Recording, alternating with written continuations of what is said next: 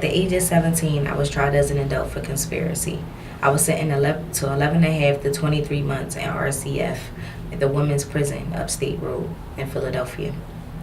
I came home on probation to my mother's home. At first, it caused a lot of stress on me and my family. I used to have to clean out my room and act like, I didn't live there and put all my things in the basement.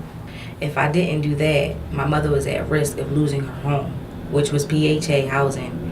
And if anyone had a criminal background, you couldn't live in PHA. It got to the point where I had to just up and leave because we never knew when it would pop up. I was 19 years old, pregnant, and my mother had a choice. Either put me out or we all would be put out. It hurt that I couldn't live with my family. I was living from house to house, pregnant, on the bus, miserable and trying to survive. I was working for a nonprofit organization that wasn't giving me enough hours. I tried to apply for benefits, but since I was under 21, I was supposed to be under my mother, so I couldn't get my own benefits. But because I had a record, I couldn't live with her either. I started living with my kid's father and his mother, and he got controlling and started abusing me physically and emotionally. It got so bad to the point where I had to have him arrested because he broke the bone in my eye in 3 places.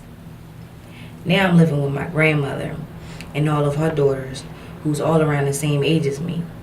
One of my aunts was diagnosed with bipolar, and it was extremely difficult to deal with her, and that's where the problem came in at. My aunt didn't want me living there. She didn't want me to have a relationship with my grandmother, so she would start things and say I said things when I didn't. It got to a point where I was jumped by my aunt and her friends and put in the hospital. Came home to them stealing my clothes, my baby clothes, and also our shoes. I had to have them arrested, and even though they was my family, I had to think about the things that they did to me. They jumped me so bad that my temple was fractured over something that was petty and uncalled for. My mother cried so hard because I had to go through this. Because if I could have just been living with her, I wouldn't have been going through this. It wasn't fair. I'm a good person. I didn't understand the hand I was dealt. And I definitely didn't want the hand I was dealt with. All the obstacles that I was faced with, I overcame them. And now I'm in a good place, in a good environment. I got through it because I was strong. And I was one of the lucky ones that didn't go back through the cycle and end up in jail. But it was because I was put out my home that I was faced with so many obstacles that made my life so hard. Losing my home was like losing my life.